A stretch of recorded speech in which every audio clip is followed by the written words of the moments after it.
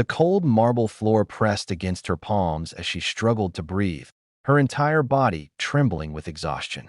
The dim lights of the hallway reflected off the red satin gown clinging to her frame. Once a symbol of elegance and control, now nothing more than a reminder of what she used to be. Every movement sent waves of pain up her spine, sharp and merciless. Tears streaked her face, smudging the makeup she had so carefully applied just hours ago. Her trembling fingers reached toward the door as if grasping for life itself.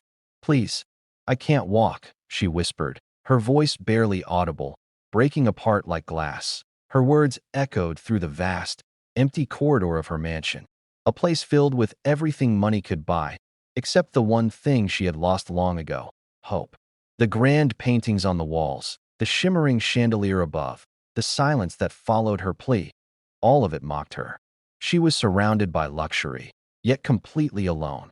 Before we go further, please like, comment, share, and subscribe if you believe in kindness, second chances, and love that heals broken souls.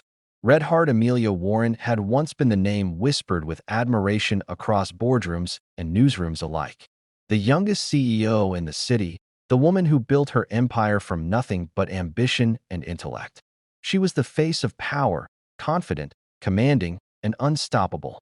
But one rainy night changed everything. It was supposed to be a short drive home from a late meeting, just a few minutes through quiet streets. She remembered the wipers struggling against the downpour, the faint glow of headlights in the distance, the sudden screech of tires, and then nothing but darkness. When she opened her eyes again, she was in a hospital bed, tubes running through her arms, her legs numb and still.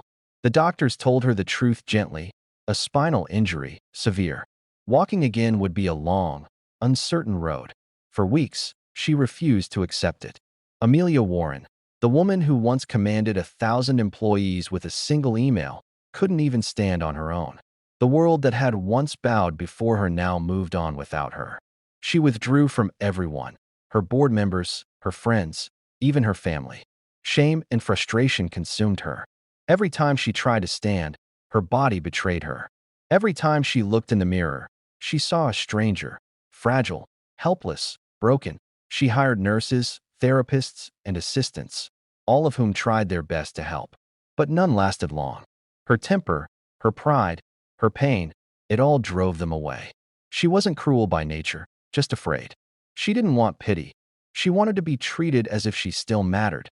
And that's when Daniel Hayes walked into her life. He wasn't part of any elite medical team. He came quietly, recommended by a friend who said he was different.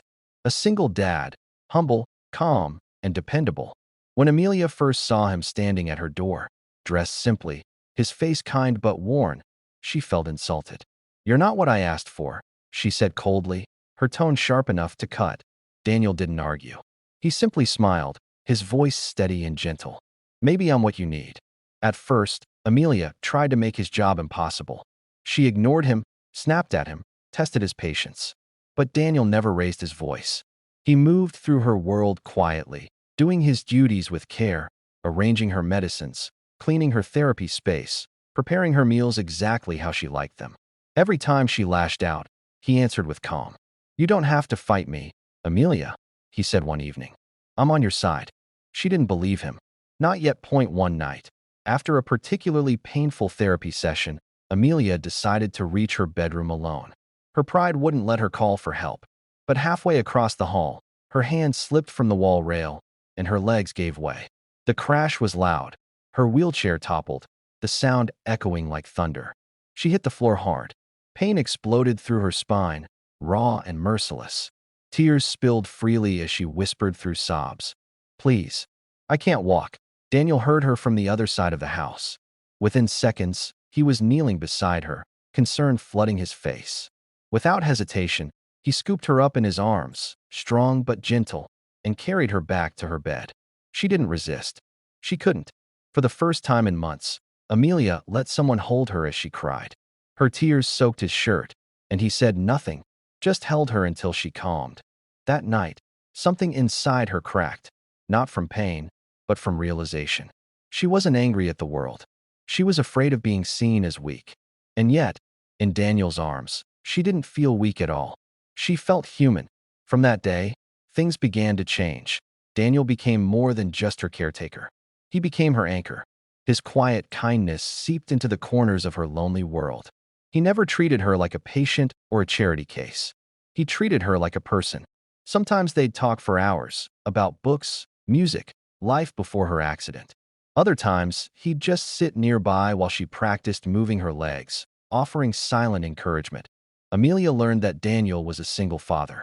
His wife had died during childbirth, leaving him with a baby girl, Lily, now 7 years old.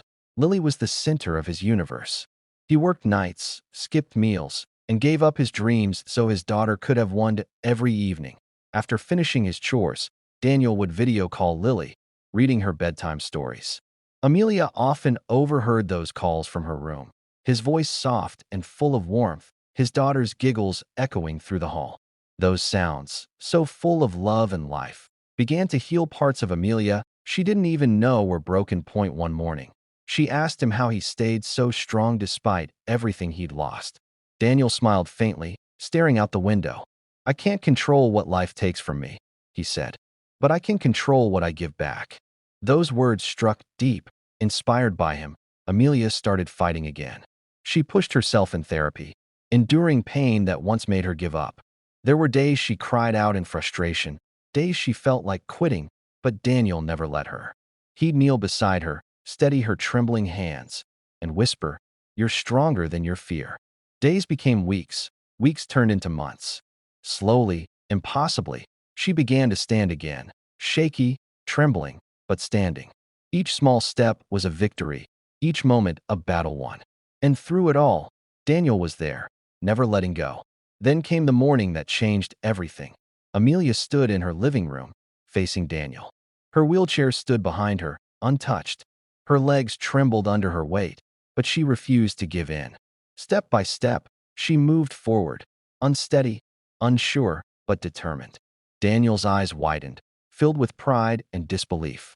And then, as her strength gave out, she fell right into his arms. "You did it," he whispered, his voice breaking.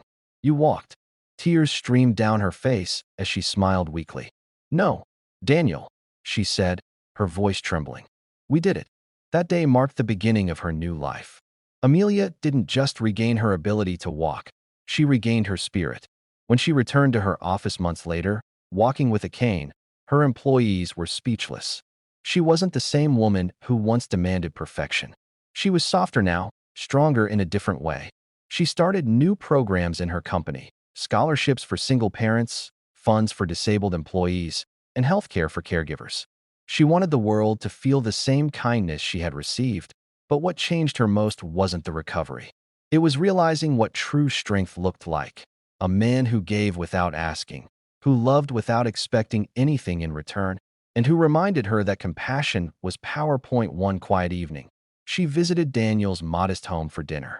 Lily ran to her as soon as the door opened, her small arms wrapping tightly around Amelia's waist. "Daddy says you're a miracle," she giggled. Amelia smiled through tears and looked at Daniel, standing a few feet away, his eyes warm and humble. "No, sweetheart," she whispered, brushing Lily's hair gently. "Your daddy is."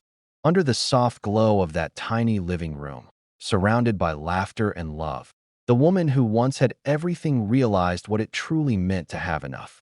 Sometimes, love doesn't arrive with perfection. Sometimes, it arrives quietly, in the form of a tired single dad who teaches a broken woman how to stand again.